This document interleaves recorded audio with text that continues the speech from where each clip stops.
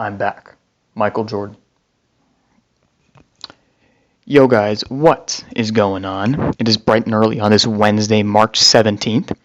TTP is officially back after a 5-month layoff. No, it's been a big change for a lot of us, a couple of us out in the Midwest, and this is actually a pre-recorded or a post-recorded audio right now. This episode was shot in Illinois, actually, Chirag and I in the same dorm, and we have Keshav back home in Cupertino, holding down the fort. But yeah, this episode was recorded pretty much all-star weekend in the NBA, so I apologize for any confusions with the date there throughout the episode. But we got big things planned for this episode, and we have a special guest today. The Bay's finest, Lynbrook alum, Lakshay Maharana. Lakshay, welcome to the pod. What's up, everyone? It's been a pleasure listening to all the Triple Threat podcast episodes, and yeah, it's just looking forward to meeting everyone on the podcast and having a great time with everyone. With that, Keshav, do you want to talk a little bit about what the plan is? All right, welcome back, guys. Today we're going to be talking about NBA Midseason awards. Now, since the All-Star Weekend just happened, I think now is an appropriate time to discuss this. And we'll also discuss what we think is going to happen towards the end of the NBA season and how the prospects of these awards are going to change. So, first one we'll start off with is MVP, and we'll take it to Chirag, who's going to give his selection. So looking at MVP this year, there are a lot of great candidates. I know some of the guys that are going to be brought up later in the pod, but to me personally, I think that, former Rocket James Harden would be my MVP at this point in the season, just because he's gone through so much change in such a short amount of time. And he's endured games without Kyrie. He's now back, but he also endured games without KD. I'm not sure if he's actually played a game with KD this season, but he's just been amazing on the Nets so far this year. He's averaging a league high 11.1 assists, or actually, my bad, 11.4 assists on the Nets. This entire year, he's averaging 11.1 assists, 25 points. Since joining the Nets, he's been shooting 42.2% from three, which is a career high. And as a rebounder, he's also getting 8.7 rebounds a game. So these numbers are very impressive for a guy like James Harden. A lot of people said that joining the Nets, they have one ball, they have three ball handlers. How are they going to handle this? So far, he's been amazing. He's produced. The Nets are climbing up the conference, and I think they're going to finish first in the East and have championship aspirations this year. So at this point in the season, I think James Harden's my MVP. I can respect that. I think the interesting point you made, not necessarily about Harden, but before we go any further, do we think that the Nets are the favorite now with Harden? What was that? Lakshay? I still gotta go Lakers. There's a big man named LeBron James in the Lakers, and I just don't think anyone's stopping him. I just don't feel like, especially with, let's see how AD comes back, but I think if he comes back healthy, 2P with Schroeder, Trez, Kuzma, the whole squad's there. So I think we got enough. I'm not a Lakers fan personally, so I'm not gonna say that we, but I think the Lakers definitely got enough firepower for it. Yeah, I think it's all contingent on AD's health, definitely. If he is fully healthy. Yeah. But I got sleeper pick also. I think Jazz might make it fun. It's like, it's hard to call it a sleeper, but also it is. I mean, no one's expecting it, right? I don't. If I went back in time, I told myself, like in October, Jazz are gonna be the number one seed over Nuggets, over Lakers. I'd be pretty shocked. So yeah. I just don't see myself putting Jazz as not a sleeper pick right now. No one saw them coming. Yeah, and I like the one thing I know. We're probably gonna talk about the Jazz later when talking about coach of the year and stuff, and maybe six man. But I've talked to people who think that the Jazz are gonna eventually fall off once they stop hitting their threes because they're the most efficient team, right? I think they lead the league in percentage of points coming off of threes, but they make their threes. That's how they're built. So how are you gonna hate for just hitting threes, right? I think same people said this about the 14-15 Warriors. At least when they were playing really well, everyone thought they would lose in the playoffs for sure. No one thought that they were good enough. But to be fair, I think the big difference is that I don't think the Jazz have one really huge superstar that's always going to make plays. Donovan Mitchell's great. He's amazing. But I like when you go against guys like LeBron and Kawhi, I think it just gets much harder. It's a harder West too. Yeah, and I think I actually like Lakshay's point about the Jazz, and I think they're a good pick. I think the boy, Mikey, MCJ, Mike Conley Jr. I think he's been getting a lot of hate for his selection in the All-Star game, and I think statistically, yeah, sure, maybe Shea's been better, maybe DeMar DeRozan has been better, but this is kind of the number one, maybe the most valuable player on the Jazz offensively, right? He's making everything go. Obviously, Donovan Mitchell is an all-star, and he deserves that. Rudy Gobert, maybe the best pick-and-roll screener in the NBA. But Mike Conley Jr., 14th year in the league, I believe. He 100% deserves everything he's gotten this season, the recognition. Utah's really good. But, yeah, I think, Troy, what was your point? Harden kind of leading them to the Eastern Conference Finals. Yeah, so far I believe that Harden hasn't played a game for KD. I'm not sure if that's entirely true, but I think that if the Nets have been this impressive without KD, I can't imagine what would happen if all three of their stars would be on the court. And I especially think down the season, down the road in the playoffs, any player can take over any game, and that's just it's really dangerous for a playoff team to have three scorers to be able to attack, paint, be able to shoot threes, be able to play make.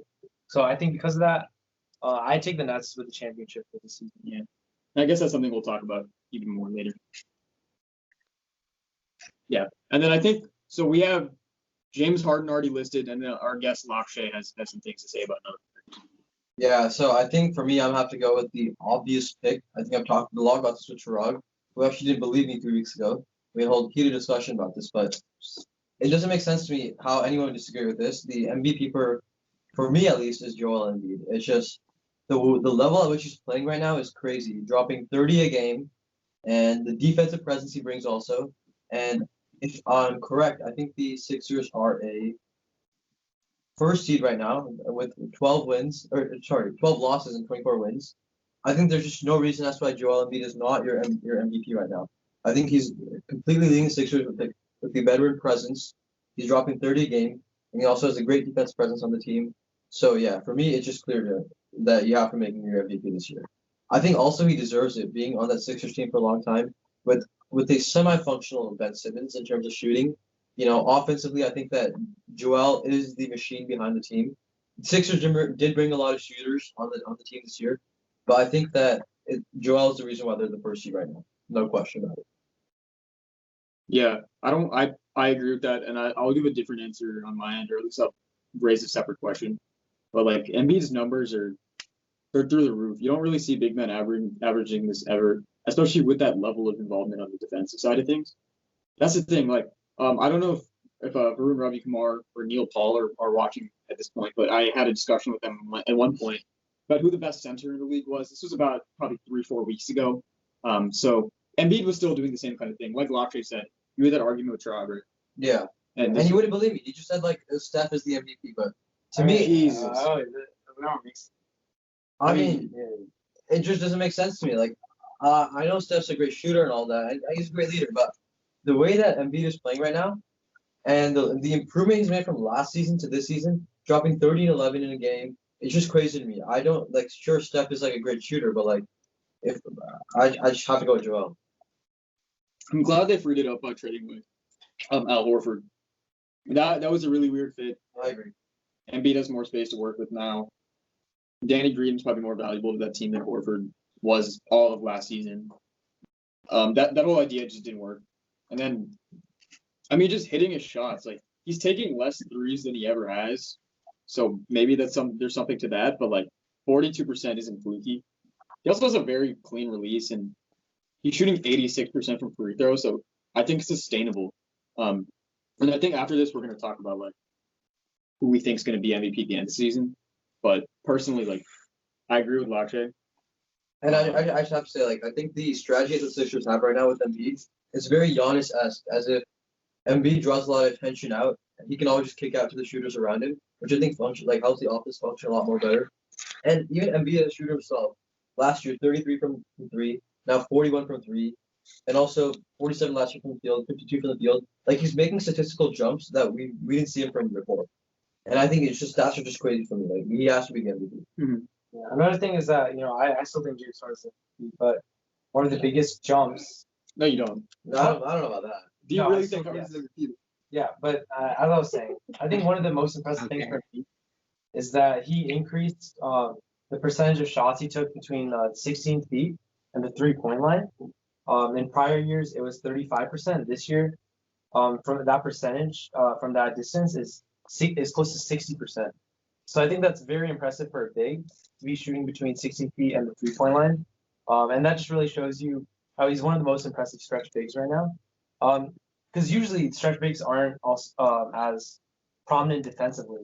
And for a guy like Joel Embiid to be averaging 30, being able to shoot from 16 feet to the 3-point line and even at the 3-point line is super impressive. Yeah, so I think he's taking the right shots. Like that's I think what your point was. Yeah. Also, I don't want to talk again too much about Harden, who I don't think's MVP. But Harden's been hated on for years for taking too many free throws and whatnot. Yeah. He actually never exceeded more than 11. Like this year is way down to 6.9 free throws attempted. But his highest ever last year was 11.8 free throws a game. Yep. Joel Embiid's 11.6 this year. And I know we're not criticizing him, I just pulled that up. But I think he's MVP. Again, I agree with everything Lakshay said, whatever Chirag's point was right there. But he's taking the right shots and he's hitting 86% of his free throws. He's just a better player now, and he's being used better too. So I agree with that. I just feel like as much as I would love to see James Harden get the MVP, get the ring, it's just a story that's not going to happen this season. I don't know what season's going to happen.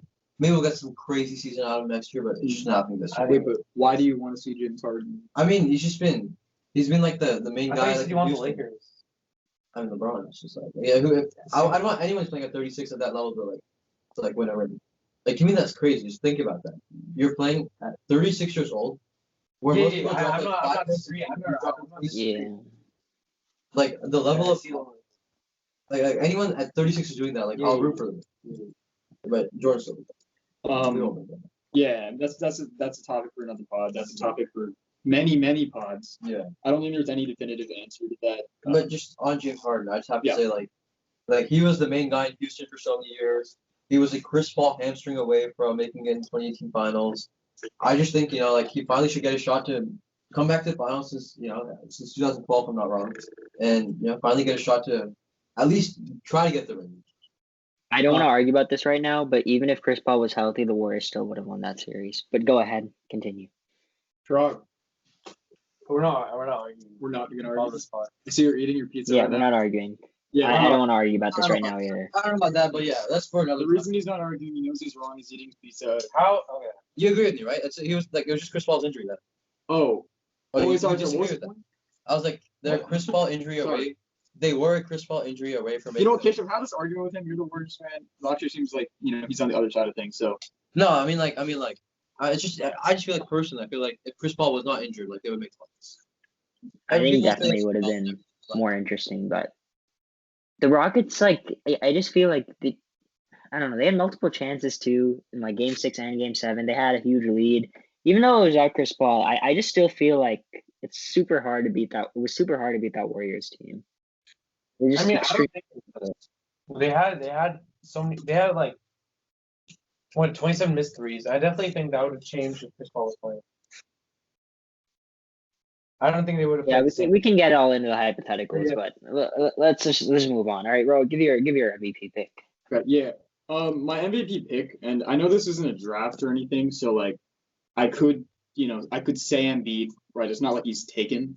I 100% agree. I think us three agree on Embiid, right? I think I agree on Embiid as well. But there's definitely other guys you can bring up. Yeah, so I'll shout out obviously the best player in the Lakers, which is my team, and then you can maybe I don't know if you want to talk about your guy. Yeah, I'll talk on that guy. I just wanted to bring up LeBron's case, maybe not even just this year, but in general, LeBron's MVP case. Is it just is it the fact that he's been so consistently dominant? Is that something that hurts him? Is it the fact that 26 points isn't anything special for him? Embiid is someone who's averaging 30. He's made these huge statistical strides, right? And that gets a lot of notice. But then you have LeBron just casually doing what he usually does, right? 51 from the field. Efficiency-wise, he's doing exactly what he's expected to do, 36 from three, and shooting more threes than ever, mind you. So he's more efficient from three than ever and shooting more. And then obviously he's the primary playmaker. Even with Schroeder, Schroeder's been huge, but he's still averaging 8 assists. LeBron is, and then doing everything he needs to do, averaging 26 points. Is the case for LeBron? Is he ever going to have a case at this point? Because I feel like he's always done it right. Let me tell you this: he's third right now. MVP. NBA.com has him rated third. Yeah. Do you think he has a chance to win one though? No, LeBron, it's a mix. It's a mix of voter I fatigue. think that And just like people are just the numbers aren't the same as like everyone else, right? So like even if someone's like LeBron at 36 and doing 26 a game or whatever, right? Like people will be like, but Embiid's doing 30 or like Curry's doing 30. Like I know that a lot of people ignore the fact that he's 36 in my opinion, and also even if they don't, and if I'm wrong on that, I just feel like they're just so used to him dominating like that. It's just like let's let LeBron get the ring, but let someone else get the MVP. That's just how I feel. I mean, also, I think the Lakers actually finished first in the West, and maybe. But I think right the now- narrative though, I was gonna say like the narrative around like LeBron has not been favorable for the last few years, just because everyone's like, oh, he has another player with him, and because he's always putting those numbers. I think that's another thing, as Rohit was saying. I feel like it's just like there's always one guy who's going to be doing a little bit better, so you just want to give it over him. And I don't know. I think the age thing is the only narrative that supports him right now. But unless the Lakers start dominating at the second half of the season, like Terrell was saying, get the 1 seed, I don't know how he'd get it. Yeah, again, I didn't bring him up as a guy who I think is gonna win it. Like obviously right now I think Embiid's a guy, and I think by the end of the season it's not gonna be LeBron. But in terms of most valuable player, if you're looking at the end of LeBron's career, when we're having a discussion, during his Hall of Fame candidacy, we're talking about him versus Michael Jordan. LeBron's gonna have a ton of top 3, top 2 MVP finishes, and that's not gonna count for anything, right? Like all of these second place finishes, it's unfortunate, but I guess that's just the reality of the situation.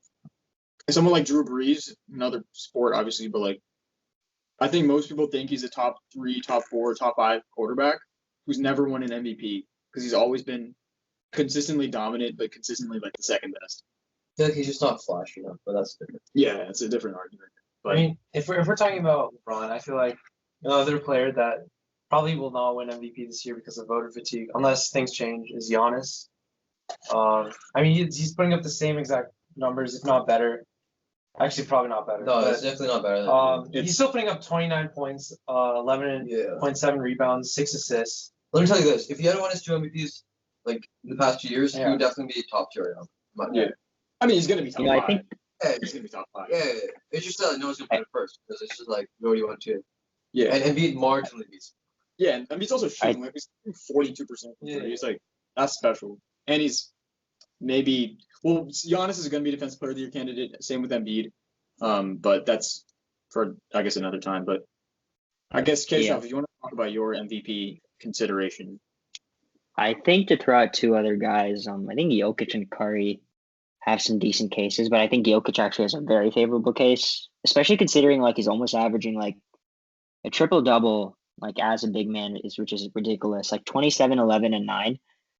And, I understand the Nuggets have kind of not reached their expectations for this year, but take into account that they've had a lot of injuries, and Jokic is really doing everything he can. Jamal Murray had a super slow start to the season.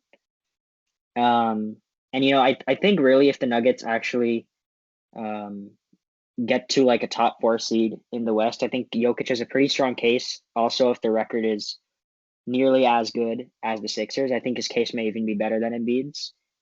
And I think the same thing for Curry. If the Warriors, I think, get a top 5 seed, the narrative would be Curry led the team to a top 5 seed. Literally no one else, right? Yeah. I think that's what everyone's gonna say. And Curry's numbers are ridiculous. I think still, right? They're he's averaging 30 points a game, 6 assists and 6 rebounds. He is leading that team, and currently they're out of the playoff standings. I think They're out by Yeah, like with no, they're tied with the Mavs. Yeah, they're at 9th right now. They don't have a Um, Oh no, yeah. they're The- not tied. They're just behind. yeah. But I think the Curry narrative, if they get a top 5 seed, is super strong, right? He came back from injury, and he's leading this like kind of. There's like no other really superstar with him, and like there's no Clay, right? So, and if he leads that team as a top 5 seed in the West, that would be, I think, ridiculous, Well, and that would okay, so warrant with that definitely being some said, consideration. if you're gonna make that argument for Steph, you could probably make the same argument for Damian Lillard, who has a better chance of finishing top 4 in the West. I mean, I I agree. don't think you can make. I don't think the Blazers are necessarily better, right? They haven't had Nurkic or McCollum most of the season, so he's been riding with that Carmelo Anthony and Gary Trent as his second and third fiddles in that on that roster there. But the team is 5th, and they're only a game and a half behind the Clippers of 4th or 4th, and Yeah. he's just casually dropping 30 points, 8 assists. The efficiency's all there, and yeah, Yeah. no hate to Steph, who I still think is the best point guard in the NBA. Dame is right there, and his team is just slightly better. Yeah. So Just No, about- you're definitely right. Actually, there. The Dame, he's missing his second and third option as well. So Dame. yeah. I think a lot of people also don't notice that he's going through a lot of personal things. can you? I actually wasn't. Yeah, no, I'll explain. Yeah, like Yeah. if you, yeah, like he had a little quote. I think it was last week or this week. I saw like it was like a lot of people don't notice the emotional stress that people like players go through. I know Dame lost a lot of people to COVID and like other personal issues. So I think definitely that's something that a lot of people don't consider when they like factor in how well a player is doing. And to me, that's something that's heartbreaking. Like there's a lot of pressure on these players. Actually, there's a great quote that Dim had. He's where he says, "Pressure, nah, fam, it's just playing ball. Pressure is the homeless man who doesn't know where his next meal is coming from. Pressure is a single mom who's trying to scuffle and pay her rent." And I still think that there is a lot of pressure where he plays from, and it's a great great thing to see him prosper. And yeah, I just think it's a part players that people don't really see. I think I really like the quote for one. I like that whole point in general. Dame is I guess none of us really brought him up as a real MVP candidate. But my argument was just that he has a very similar case to Steph in terms of how depleted their rosters are, and the numbers are very similar. And Dame's team's just record's just a little bit better. But Dame's probably one of the most underappreciated players of this the 2010s. I think. I don't even think this is a hot take. Dame Lillard is the most clutch player of the NBA right now. Most clutch. Yeah, definitely. I think over LeBron. I agree. Yeah. I don't even know who else. Like there was this clip I saw a couple days ago. I saw the exact same thing. Buzzer beater. Say, I was just about to bring that up as well. The Stephen A one? I don't know if it was Stephen A, but it was some play. And it's just a buzzer beater of him against every single NBA team. And I was just like, this is crazy.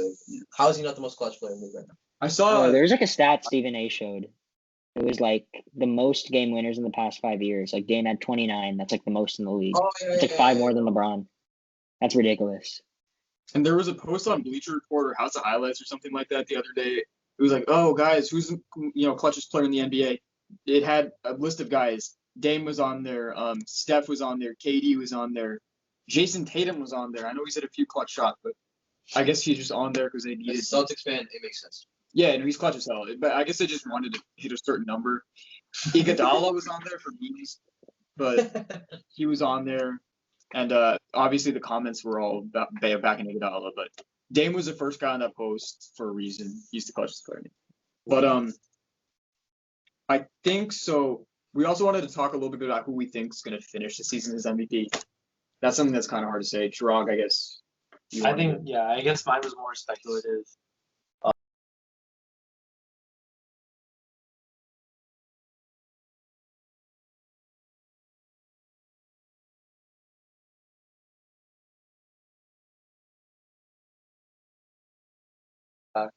But I guess we'll see by the end of the season. So Nets are second right now. They're 1 game behind. Yeah. Or half a game behind actually, because you just 1 loss and then. Yeah. I think it's a very. Lakshay, who you got finishing?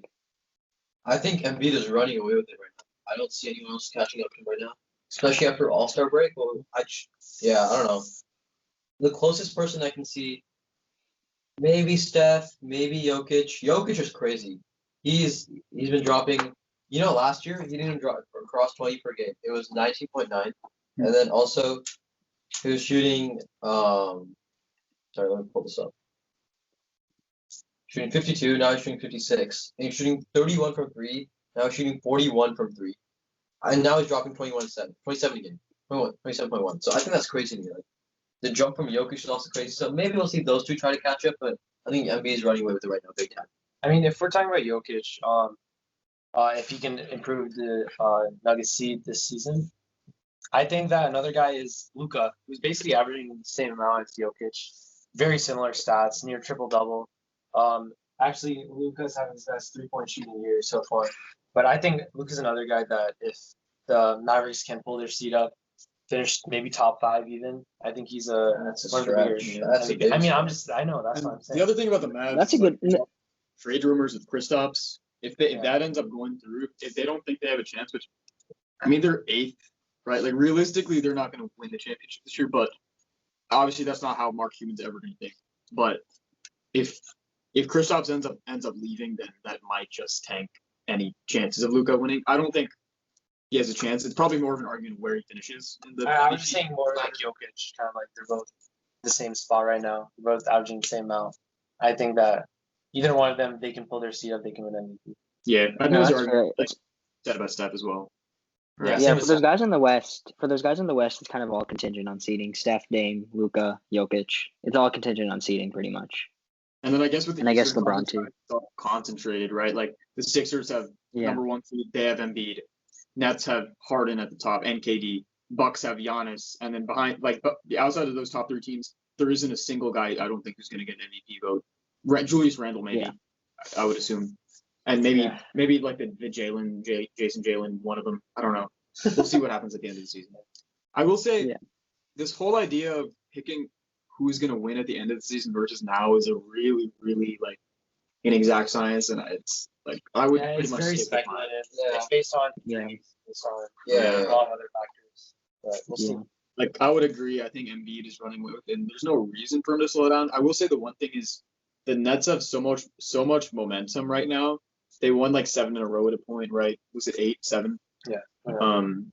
That if they eventually overtake the Sixers, which I do think will happen, I think the Nets are going to win the East in the regular season at least. That'll give a huge boost to James Harden's MVP chances. So I at least think Chirac has some merit there. Yeah, like if No, the Harden take is fair. If Harden eventually averages something like 27, he keeps that 11 assists and he gets whatever he's at 8 or 9 rebounds right now. I think that's a clear MVP. And they're the first seed. I think that's a clear MVP winner. Yeah. Just a little fun fact for you guys, because we're talking about Luka. Dirk Nowitzki's number is actually not retired yet for the Mavs. That's crazy. I think he's the best Mavs player. Hasn't only been 2 It years. will be. Yeah, he will be. Well, what's the process? They have They have to wait like 5 years. Well, they probably have to wait until he's like eligible for the Hall of Fame. Yeah. Like, Well, they want- Probably that's what the Hall of Fame ceremony they usually also pull up there. yeah, like hold on. I think that's what happened with Tim Duncan or something. Like With AI as well, I think. Tony Parker too. So like Kobe Yeah. Bryant was retired December of 2017, and he retired in obviously 2016. So it took him a year and a half. Yeah. So how many seasons? It was just like one season. Yeah, one season. Yeah. So, I know they're gonna retire. They have a street named after Dirk. So I guess it doesn't matter about the Hall of Fame thing, but Yeah, I think it's just timing. It's not. Yeah. No, but Maybe they don't want to retire also on like a COVID season. It's kind of sad. that's actually great. For them also, it's Texas. Do they have fans? I feel like they do. They Yeah, might. No, they but probably Cuban is don't. so progressive, Yeah, right? they Cuban probably is, want to I don't know if force it. Cuban wants that. Yeah. Obviously, they're allowed to, I'm sure, at this point. Yeah. But yeah, no, I think Dirk's the best Maverick of all time. So. Yeah, Sean. That was just great. Sean Brown. And just retire the entire JJ Barea jersey. JJ Barea. Yeah. The whole Sean- 2011, like JJ squad. Barea, greatest Brazilian player of all time. Like who else? Is, Anderson Barraham. yeah, I mean, now I guess we're kind of off the rails. Yeah. No, but, Move on. Oh, I see Chirag's really, active on his laptop here. Finding. Yes. Who do we have? I mean, there's Nene, Anderson Varejao, Oh, Bruno Nene. Caboclo. Oh, Bruno. Maybe. You never know. Maybe Bruno is still 2 years away. Barbosa. Barbosa's probably the only one that would actually fit. Oh, Loki, I think Barbosa has a better odds of being the best Brazilian player of all time than JJ Barea. Really? JJ Barea, who Okay, owned well- LeBron's soul in the 2011 finals. That alone might be enough. But And Barbosa was Keshav, do you have any opinions on this argument? Barbosa's the Brazilian Blur, man. He has a nick. He already has the nickname. Stats I are mean, kinda come crazy. on. His stats are crazy, bro. He averaged 10.6 points per game on 39% from three. Good. Barbosa was a really underrated player. I think 100%. Bro, like greatest It's Brazilian. 100% Barbosa. Yeah. And he also has multiple Yeah. rings, right? Is it one or two? One. One. 20%. With the Warriors. Oh, he wasn't on the team for the 80 ones. And he was incredible on the Suns too. Like he was not incredible. I'm going a little hard, but he averaged like 19 points a game, 15 points a game, 14 points a game. I mean, they're both 6 men. They're very similar situations throughout their career. Just kind of the spark off the bench. So Yeah, but Brea never averaged like 18 points. yeah, exactly. So I mean, I don't know why we got here. I think we should move on. yeah. Let's move. No, it was just like Dirk. Yeah, yeah. Dirk. So it's Dirk. All right. That's Dirk. All right, I'd say- let's talk about let's talk about the next award. Greatest Mav, greatest German. Yeah, he's Ketchup. I say that you have something to say. Maybe Dennis Schroeder. Yeah. Oh yeah. Yeah, that's a later cut. As we get through these, let's just go to another, I think, easy one. Coach of the year. I think that's obvious. Can we all agree? Yeah, so on three, everyone say the coach of the year's first name. 1, 2, Okay. Quinn. Can Quinn. we say the name? Yeah. Oh, this Hall. Yeah, actually, in fact, Oh. right now, Lakshay, Chirag, and I are all in. Oh. Yeah. Yeah. Oh, Named after. We're not gonna name it. It is named Yeah. after the. The coach of the year. Yeah, we don't want the paparazzi to come. You guys got to figure it out. Yeah, that's for you guys. We're not gonna let you know what school we're at. Yeah. Probably find that out. But Yeah, but don't worry about it. I think it's pretty Don't worry obvious. about that. I don't know if we need to spend any time on Yeah, it. number one team. Unless they lose every single game the rest of the But if season. you're trying to slide to the 59th room of the second floor, please let us know. Yes, we Yes. do not have anything to give you. Well, No. that's not. Yeah. So I think we should move on to the next award. Kesha, can you introduce Six man it? of the year. Yeah, 6 man of the year. I think that's an interesting one because I think it can go two ways. I think it can go Boucher or Clarkson. And can Sorry, go ahead. I wanted to just preface this entire 6-minute conversation by telling you what the odds are according to sportsbettingdam.com. I'll just go 1 through 5. And this really, really shocked me, and everyone can obviously voice their opinions here. Number 2 is gonna be crazy for me. Yeah. So number 1 is Jordan Clarkson, no surprise. Terrence Ross and Chris Boucher are on this list, but number 2, Montrezl Harrell. Oh, Montrezl Harrell number 2, followed by Terrence Ross, Chris Boucher, and Eric Gordon. number okay. five. I had Eric Gordon. I had Eric Gordon in number 2. I had Eric Gordon also. I Yeah. just, It's no, not- Is that because you're a Rockets fan, or just because like both. no? Like I have Eric Gordon on my fantasy team, and I have Terrence Ross on my fantasy team also. Great people, Great people. Great people. great players. I thought, Terrence Ross he's recently been not so good. That's right. But yeah, I mean to me it's pretty clear. The 1 seed in the West. But right now the best team in basketball, I think it would be Jordan Clarkson. oh, that's a stretch. How? Best team in basketball. I right mean now? No, record wise I'm record-wise. saying. Oh, okay, That's the same reason why we get Quinn Snyder. That's fair. Dude, he's shooting 97% from the line, Jordan Clarkson. That's That's like crazy. Steph Curry. What? Remember Yeah, how that was, Steph Curry? he didn't miss one for 32 straight. Yeah, that's crazy. Yeah. And he and Paul are both Yeah. crazy. I from the free throw think line. the craziest thing to me is 26 minutes a game. And you Yeah. still have 17, 18 points a game. I think that's crazy. Yeah. His per 36 is 25 a game, 3 assists, 6 rebounds. That's nice. That is nice.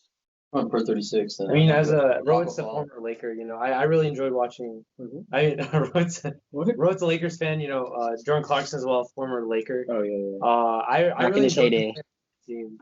So I think I enjoyed him seeing him like really come into his own this season. Yeah.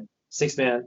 I remember when Jordan Clarkson was primarily doing things like dating Kendall Jenner, and of course making up the first fully, no, not fully, but like Asian backboard Jeremy Lin. Yeah, Jordan Clarkson, of course, half a peak. Yeah, I know that until today. That was crazy. Yo.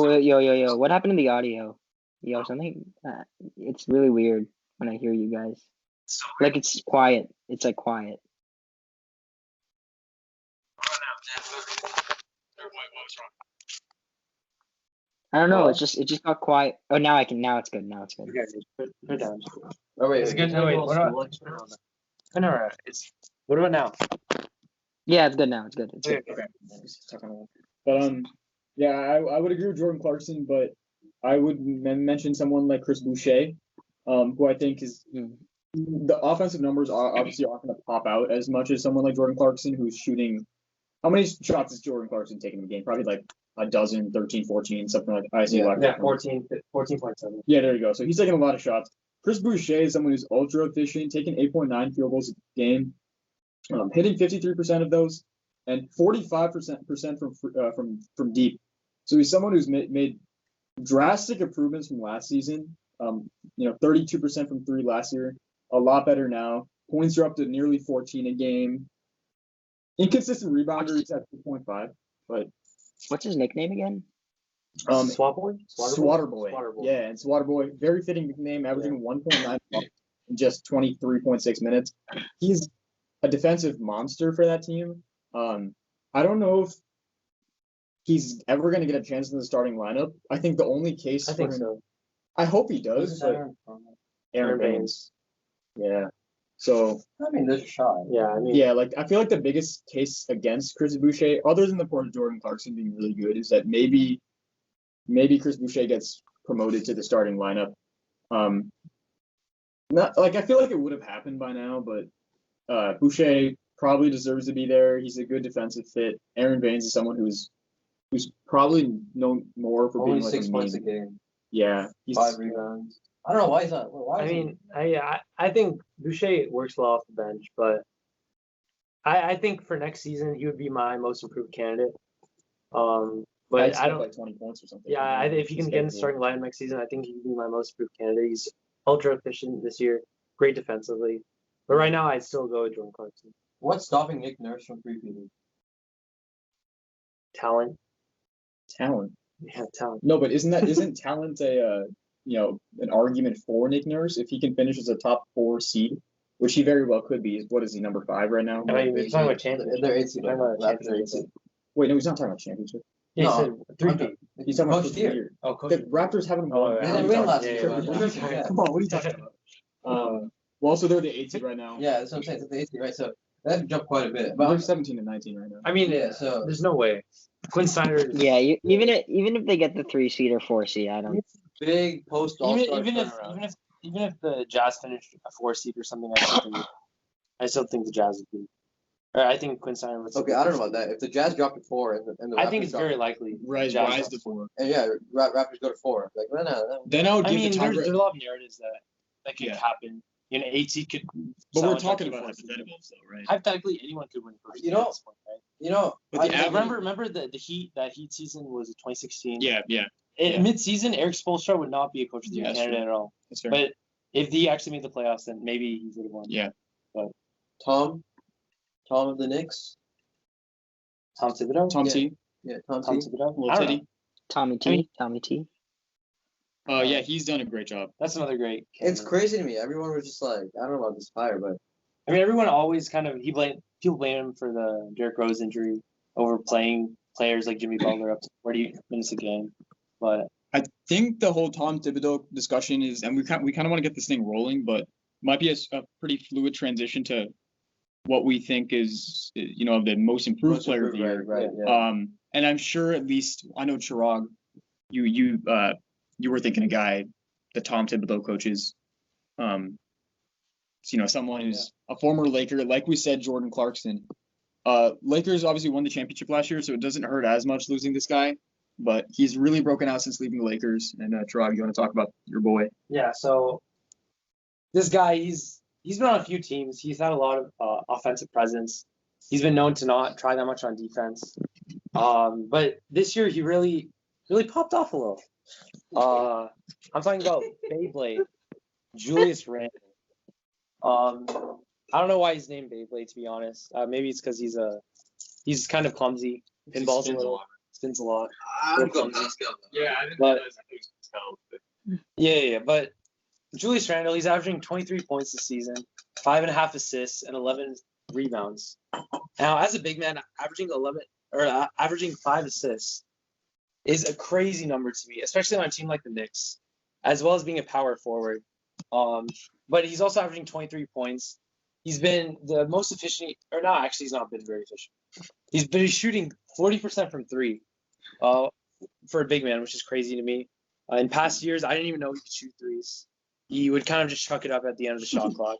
That was what I saw from film. So, for me, film. from what? I watched a lot of Drugs Julius in the film room. I used to watch. Another reason I think he's most improved is because he's on my fantasy team. I picked him in the 7th round. A lot of people were doubting him. They're kind of making fun of me, Hey. actually. They're like, Let me who's tell you- gonna pick? Same for my guy. Same for me for my guy. Kyrie and Chris Middleton for Julius Randle and Zach LaVine. Bro, I thought it was a one-way win for whoever got Kyrie and Chris Middleton at the beginning of the year. I mean, Still. wait, it's still one way. I was gonna say that I had criticized too. Really good though. Middleton's been really good, but it's still. I feel like it's very. But that's only because of injuries. Zach Kyrie LaVine is crazy, bro. Top 5 shooter. Is he averaging like 30? 29? He's averaging 25.6 or something. Oh wait, no, that's a lie. 27 points. I was gonna say I also had a pick that was strongly criticized. Jeremy Grant. You know, I picked him in like I picked him over Wiggins and all, and you know he's been a stud this year. But I think the case for Julius Randle is definitely much stronger. I don't know if this person is watching the pod, but if this person wants to appear on the pod again, he hopefully is watching enough of this to show interest. But Sanjay Goldfoot, he talked a lot of shit. I remember during the draft about just a lot of things in general. So like, he probably should talk to you for taking Julius, right? I mean, if I'm being honest, I also said a lot to Keshav about Jeremy Grant. I think you did as well. Yeah, we all said a lot. I actually made some other bold claims. I said Mason Plumlee would be better than Jeremy Grant. But you know, to be fair, Mason Plumlee has been very good. But obviously, that statement didn't last very long. But yeah, I think Jeremy Grant's another great candidate. He's improved a lot. I think if you're talking about pure delta for a player, I think Jeremy Grant is definitely more improved than Julius Randle has in the past year. But I still think Julius Randle, to me, is the favorite for this award, regardless of that. I agree. Sorry, go ahead, Keshav. My bad.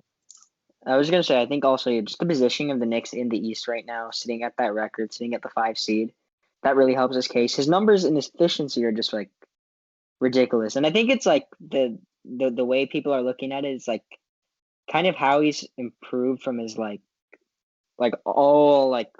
over just the last season, like over like his entire career and where he's at right now. Like I think it's a crazy jump that no one expected. So I think Julius is the favorite. Yeah. Yeah, I mean, for a year or two, people thought Julius would be a bust. In some ways, he wasn't really living up to his expectations, but he really came out on the Pelicans. That last season as a Laker, I was surprised they didn't re-sign him. But once he went to the Pelicans, he showed what he could do, and especially now in the Knicks, he's really showcasing all his talents as a playmaker, as a finisher, as a shooter now apparently. And I haven't really watched a lot of defensive clips of Julius Randle, but I assume that I assumed he's improved defensively because the Knicks are a 4 seed. So yeah. It's also gonna get. I would hope he gets an MVP vote or something. Like maybe it's possible. I definitely. James Harden got a defensive player team vote, something like that. So Julius, I think he has got a good case to at least maybe make an All NBA team of some sort, maybe a 2nd or 3rd team. Yeah. And then Lakshay, I know you brought up someone prior to the pod. Maybe your guy for most improved. So we brought up Jeremy Grant, brought up the other guy, but you had a point there, right? Yeah, no, I was just gonna say for Jeremy Grant, last year 12 points a game. This year 23.4. So I think that jump is crazy to me. And I think holistically, if you think about the award, most improved is Delta. Like you can't go off like yeah, sure, he went like all-star, but like it's Delta. Like I'll let Rotha talk about it a little more about it. Oh no, the reason I was making some faces back here is because I was saying Delta before, and I think Trog was giving me shit, but now it's been used like 2 or 3 times. Trog actually said it first. Trog said it like before I talked about it. So no. I said it like before the podcast. But yeah. Sort of. I mean, I don't think it's pure Delta. Like that's what most improved means, though. Like that's but I don't think that's how the award is given. Okay, that's how it should be. It should be, but that's not. So, watch it. Let's while we're talking about this, can you quickly check who won the last 2 years and what the delta was there? Yeah. Points and shit. Yeah. A good example for me is Victor Oladipo. He went from, I think he was averaging around 13. Was it on the Magic? When he was on the Pacers, he was averaging. I'll go last year. We'll start off last year. Yeah. Brandon again. Okay, 18 points a game in 2018, 23 points a game in 2020, or 2019, and then, increased one more rebound, and then one more assist. Big jump in shooting also, 33 to 39%, and three. Like it's good delta. I feel like Pascal Siakam, that's a big one. Yeah, huge one. I mean, I think that Pascal is the definition of most improved. Yeah, He went from nothing to a legit player. 16. Oh, not nothing. Nothing, but like in an NBA sense. He was a part of that bench mob. Yeah, he was a bench mob. He went from 7 to 16. That's crazy. Yeah, that's why I think like that's guys like Boucher. Boucher has a little harder time in terms of improvement because he's already averaging 13 on crazy efficiency. But I think he's a guy that if you can put into the starting lineup, Nick Nurse can really change his role, making him if he can average close to 20, get 2 blocks a game. I think he could be a most improved candidate next year. Isn't it crazy that the entire Raptors franchise, like right now, was determined off one shot in 2019, like the Kawhi I can against say that Knicks? about like every shot, Well, I don't every know game about- winner. I don't know about that. Like LeBron's career is defined by Ray Allen's shot. I don't know if that's true. Wait, sorry, what? Oh, by Kawhi shot. Yeah, the Kawhi shot. Like I feel like if Kawhi had made that shot, might have stayed. Yeah, I mean, there's too many hypotheticals, but It's but there's a reason Kawhi made the shot. That changes Jimmy Butler's future too. So it's a crazy kind of like I don't know. Wow. I didn't think about that actually. Yeah, that's true. Wow. Jimmy Butler. Yeah, and he lived into the And championship. then the Heat last year, so just because of one shot. Yeah, I mean that's basketball. It's all because of the George Hill trade, man. The George Hill trade. George Hill really George Hill kind of led the Raptors to a championship single-handedly. Yeah. And I also wanted to look like another 6 man of the year in the past. Victor Oladipo went from 15.9 to 23.1, and the big thing here was his efficiency. Despite he's attempting 4 more shots a game, was pretty much the same, maybe even a little bit better. So I think that's the big thing. All these candidates, Jeremy Grant, very impressive. His efficiency stayed pretty much the same. But someone who's really impressive, and the main argument against him is games played. Christian Woods missed a good amount of Houston's games. They're also one of the worst teams in the NBA, which is, again, working against him. But in the 17 games he has played, and hopefully he's able to stay healthy for the second half, he's been excellent. Like, he's shooting 42% from 3, and he's taking twice as many threes as he was last year. So he's up pretty much 3%. The delta is insane. He's up 9 points per game. So I think that was like pretty much Siakam's. Something else so 7 to 16. Something else that's crazy is that I don't think they've won a game since he's been injured. No way. They would probably. They've lost like 15 straight. They've lost like 15 straight or something. I mean, there are a lot of reasons. But I think that's one of the biggest. He hasn't been in games. Really? But, They've lost 15 straight. Yeah, but Oh my God. I'm a Rockets fan, so this signing I've been excited about the whole offseason. So it was good to see him, play those 17 games. Oh my God, you're right. They haven't won in a month, bro. Yeah, I mean, as a big man, he plays the 4 or 5 position. He can block. He's been playing better defense. I think something really impressive to me is his hands. Great hands. I haven't seen. No, I'm serious. I haven't seen him. He doesn't drop balls. He doesn't drop lobs. But no, I'm serious. Like, I think like hard to watch. No, as a big man, he can catch. No, he can catch. He's great. He's very smart with his hands. No, he has good ball control. Yeah. The point is, it was.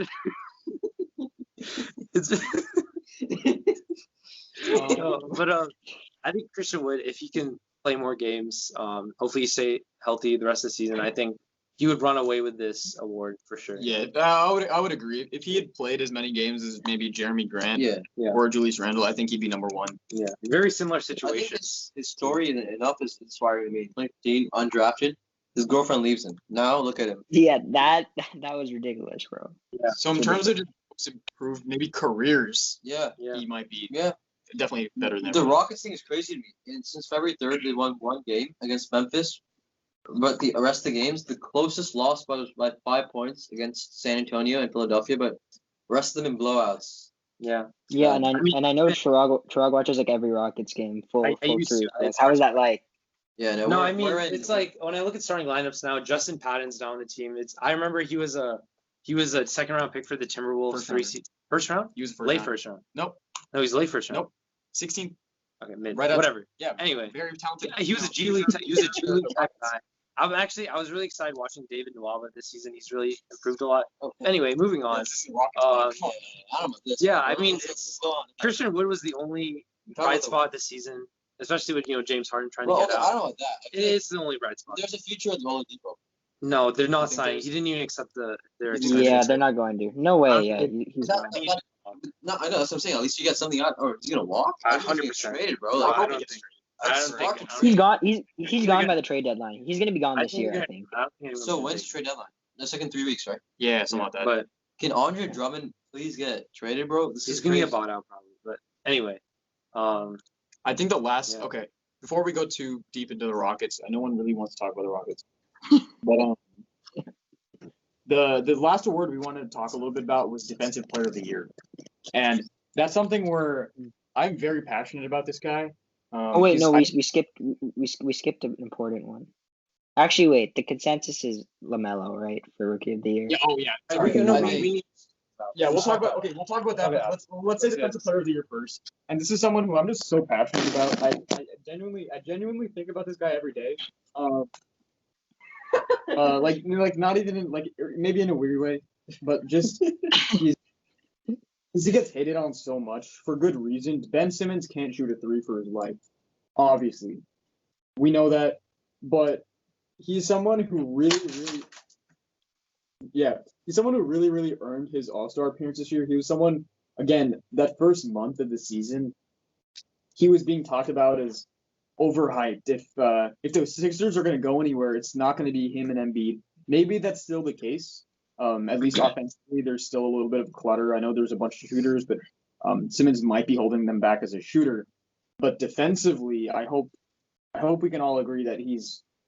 If you're not thinking he's the best defender in the NBA, which sure I understand arguments for other people, he's got to be the best defensive point guard in the NBA. He's someone who's way more active than anyone. Like he passes the eye test, absolutely. He's more involved.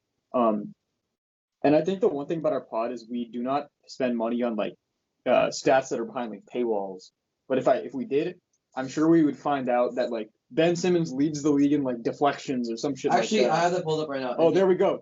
This is why we bring on a guy like Lakshay. Wait, and the one thing I like about Simmons too, over Simmons is tied in the league for deflections, 3.9. There we go. Loose balls recovered, 1.4. There we go. And his net rating Wow. over the past week was better than Gobert's, who's second right now in the NBA.com rating. In fact, yeah. So I think I wasn't able to find what the stat was. I'm glad you brought that up. I was watching a video by J. Kyle Mann on YouTube.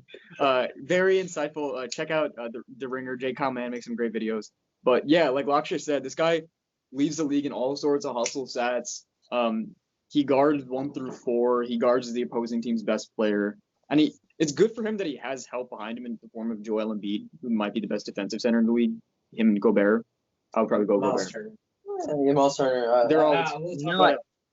and the fact that he guards 1 through 4, I think, is what makes it so impressive too, right? He can literally guard anyone, literally anyone. He'll guard the best player. He can guard anyone, and I think that gives him that's what makes him so similar. the nod over Gobert as well.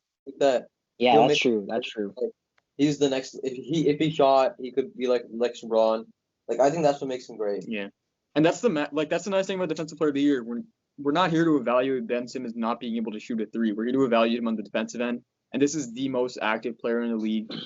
Lakshay brought up some of those hustle stats, but then he also passes the eye test. You see him making these plays and these deflections and stuff. That's my pick. I wouldn't say runaway pick, but I didn't think twice.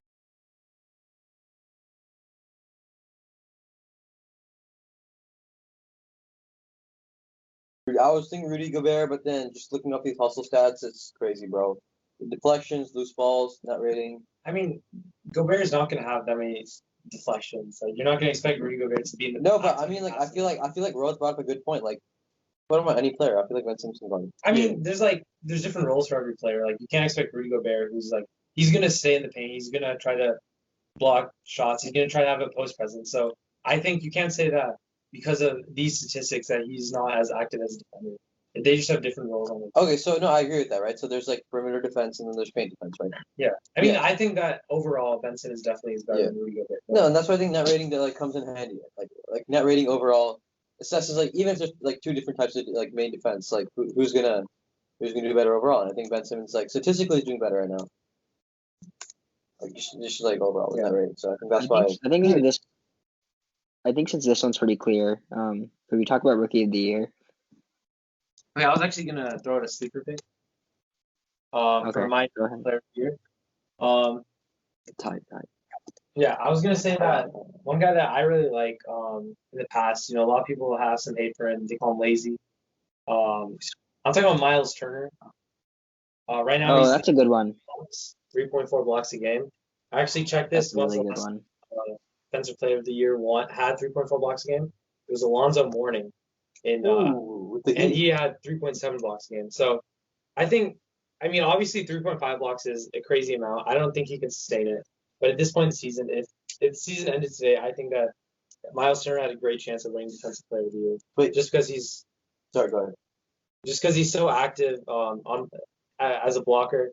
I don't know all the specific hustle stats and deflections, but Miles Turner is definitely a pretty active center. I'd say defensively, I'd say compared to Rudy Gobert, he's more mobile in the paint. So I'd say Miles Turner would be my pick. And I have a stat for you that might honestly support Rudy Gobert more because he's ahead of Miles Turner here. But in terms of contested twos per game, right? So this is probably leaning towards the best rim protectors in the league. Brook Lopez is actually number one. He contests 14 twos a game. Rudy Gobert second, and Miles Turner is third. So he's very active. Almost as active as a center can be in terms of rim protection. Yeah. Something else that was interesting to me is looking at the odds for this. Rudy Gobert is actually winning right now, -210. So for some reason, Rudy Gobert is the clear favorite. Who's second and third? Second and third is Miles Turner, Ben Simmons tied. Okay, so we all have like at least kind of a general idea. And for some reason, Andre Drummond has a chance. I mean, defensive reboards. Yeah, but he hasn't played in like a month. That was more than one. Oh, he's updated odds. Yes. All right. Well, yeah. And then I would assume Giannis gets some just Giannis. I think so. Keshav, do you have any opinions on? So we've already mentioned three guys. No, I think it's Simmons for sure for me. You think it's a for sure? For sure. I think it's a for sure. Damn. I don't know about I think Gobert obviously merits consideration because he's always a great defender. I think this is the closest one, honestly. I think out of all the topics we discussed so far, this is probably the closest one for me. Yeah. If Anthony Davis was healthy the entire year, he'd also merit a bunch of for defense, there's a lot of stats you can't really look into. Like compared for MVP, right? You can just do rebounds, this, all that. But defense is hard to overall assess. So I feel like it's always gonna be close. But yeah, I can definitely see why people think for sure at least Ben Simmons. Also, someone who's low-key involved in this, or literally involved more heavily than any player in the NBA. Per 36 numbers support this guy. TJ McConnell, who's no. Can I make I already told you how passionate I am about Ben Simmons. He's 100% my defensive player of the year pick. I think he's one of the best point guards in the NBA. I'm not talking TJ McConnell. Oh, never mind. Simmons. TJ McConnell. So just a few days ago, before the All-Star break, had 10 steals in a game. He is tied with Ben Simmons for the league in deflections a game, and he obviously doesn't play as much as Ben Simmons. So per 36, arrow up there. Loose balls recovered a game. He's again tied with Giannis and Ben Simmons for the most in the league. Per 36. No. Just outright. He's loose tied. Balls? Yeah, just outright tied. Okay. So per 36, he's number one there. Number two is actually Thanasis on Petticoat. Wow. But another yeah, really just hitting connections here. Yeah. We got two Pacers, we got two Bucks. But yeah, TJ McConnell, really good. Just wanted to throw something. And then I think the last award, Keshav, we wanted to talk about was Rookie of the Year. Yeah, definitely. Well, I think there's three candidates, and Chirag does have a hot take about who I don't the second player should be. Don't you have a hot take? I don't think that really matters, to be honest, but well, we all agree that LaMelo's number all right, one. we all agree LaMelo's number one right now. Yeah, I mean, and number two should be Tyrese Halliburton, but any objections or Chirag, any objections? I mean, I don't think it really matters, if I'm being real. I said that's all right. I said it would be Anthony Edwards. Okay. Yeah.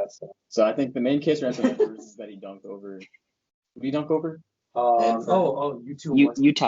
Utah Watanabe. Yeah, I remember that. That was like a whole like. It was crazy. It was crazy. Like I think that's Yeah. has to be the dunk of the year. yeah, dunk of the decade. Of the decade. It's so far. Yeah, you're right, so far. 'Cause it's Oh. 22, yeah, because like of the last 2 seasons. Wow, last season. Well, if you want to pull it up, I don't know how important that is, but I want to go back to the point about Tyrese Halliburton as number 2. I think he is. I'm very passionate about Tyrese Halliburton as well. Someone like Ben Simmons, someone I think about a lot of days. I'm just kind of just sitting in my bed. I'm just like Tyrese Halliburton. This man is gonna lead the Kings to a playoff berth in the next decade. In the next decade, at least one playoff berth for the Kings. At least one. Derek Fox also. Wow. Yeah, it's a good duo. It's an excellent duo. I don't think that duo alone is enough. I think they're gonna need another primary scorer. Halliburton just makes the right plays. So efficient. You guys think? Sorry, yeah, Keisha, make it. I was gonna say, you guys think Halliburton's better than Buddy Hield?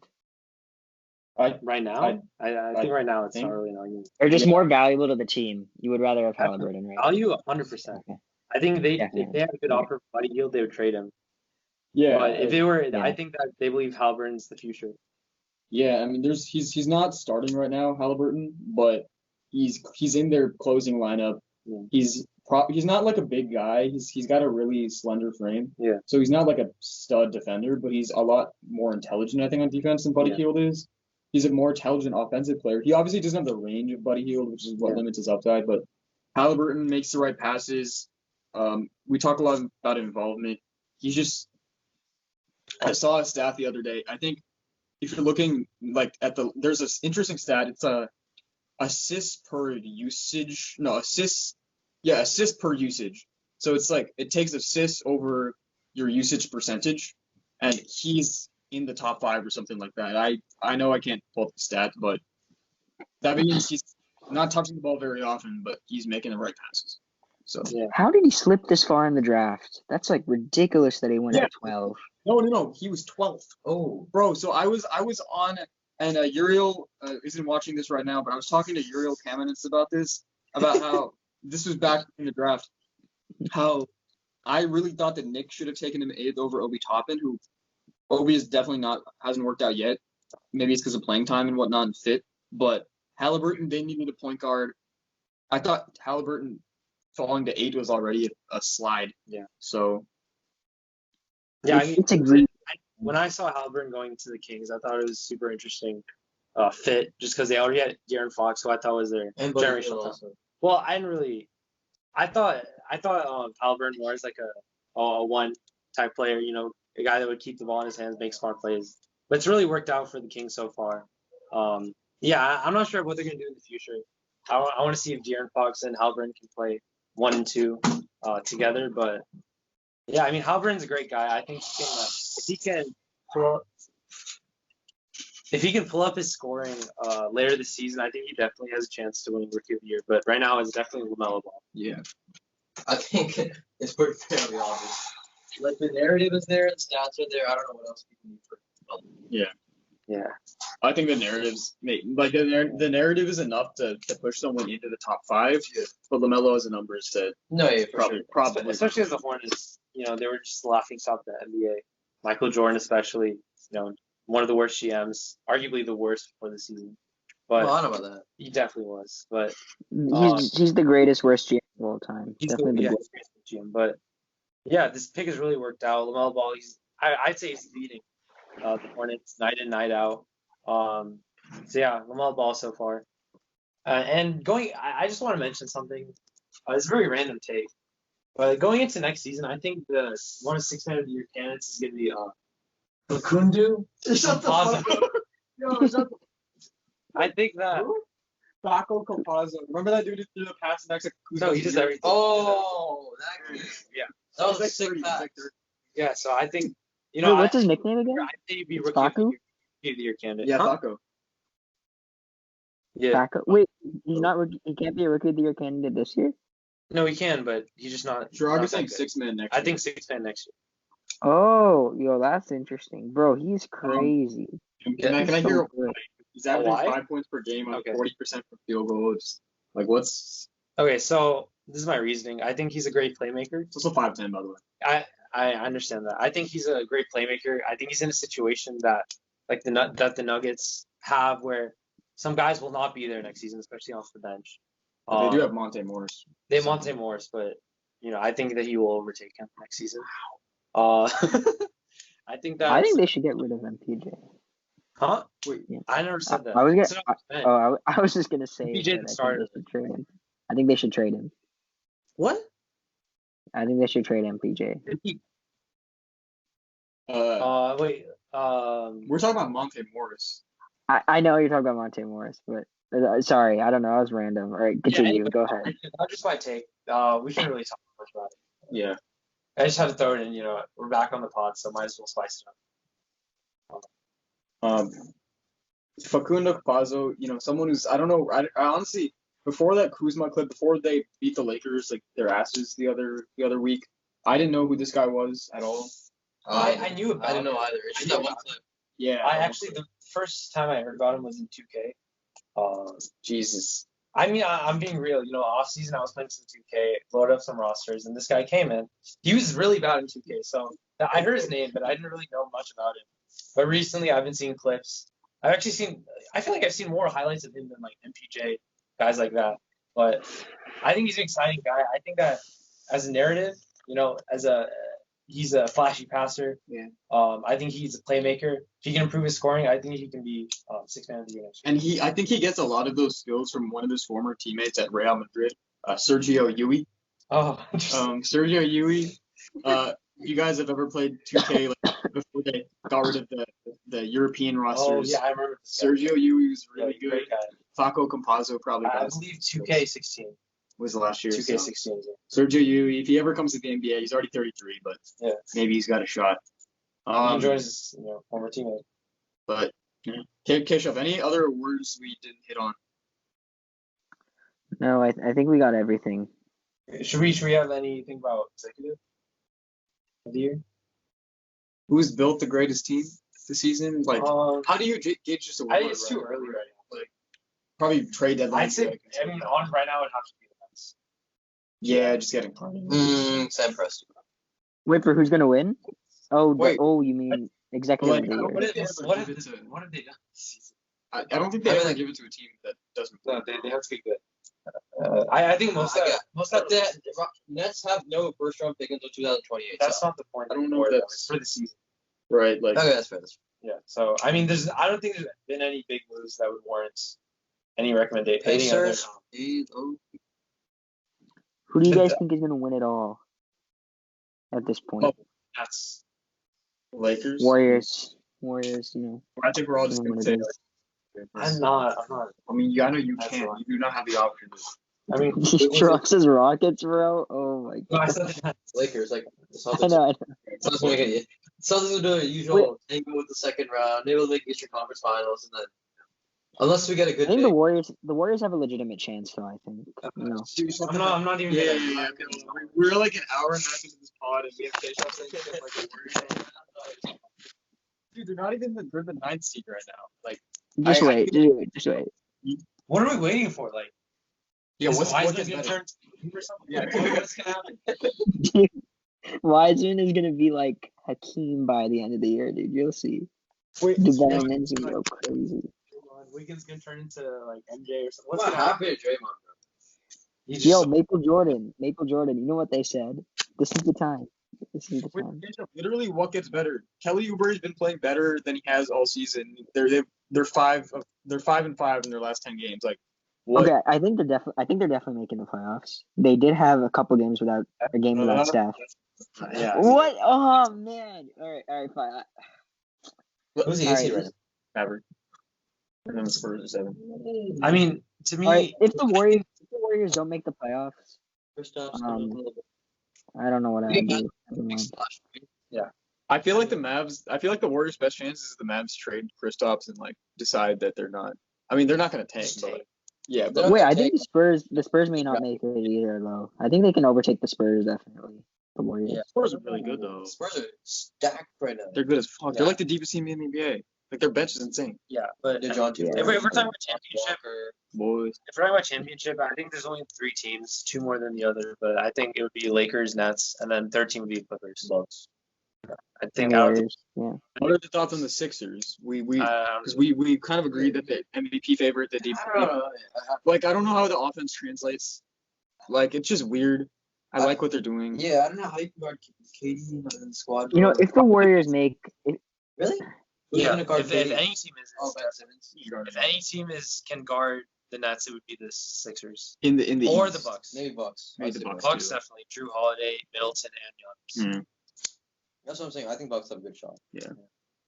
So Keisha, have any thoughts on that? But I think there's just so much pressure. Wait, so let me ask you this. no, I mean really. Hold on. I was gonna say realistically, I think the Nets or the Lakers, but Yeah. for some reason, I'd rather see the Lakers win it this year. I don't know why, just because like if LeBron beats those 3 superstars, that'd be crazy, dude. That'd be greatness right there. Personally, I think the Nets have 3 of my favorite players to watch in Kyrie, KD, and Harden. I think it all just comes down to defense. Both teams can score. Yeah. Both teams, the Nets aren't deep, but both teams can put up numbers throughout the game. But at the end, I think it's just consistency and defense that will decide. They got that good D. Yeah, the All right. Lakers have some great D. You know, so everyone trashed on KD for, having like the super team with the Warriors. And now he just like, I don't know if unintentionally, but just like things come around and then just like he gets another super team now. So What is look at the Lakers? Like they're surrounded by talent. yeah, it's not like all-star talent, like Yeah, but I mean, it's just AD and It's LeBron. like the true. Nah, Nets is generational It's just talent. not Those are Joe like Harris is solid. Like if Joe Harris on Lakers, I feel like Montrezl Harrell, former 6th man of the year. Pretty Yeah. solid. yeah. Dennis Schroeder, great addition. I'm saying from last season. Marc Gasol. They're just accumulating talent. So I feel I mean, it's obviously. Is Marc Gasol better than DeAndre? What? Is Marc Gasol better than DeAndre Jordan? I think some things yeah, some things no. It's great. Very hot take. Yeah. Very the boldest I take I don't think think of the they're. night. I don't think it's. Yeah. I don't like DeAndre Jordan. I know Keisha really likes DeAndre Jordan. It's just 2K. Yeah, 2K.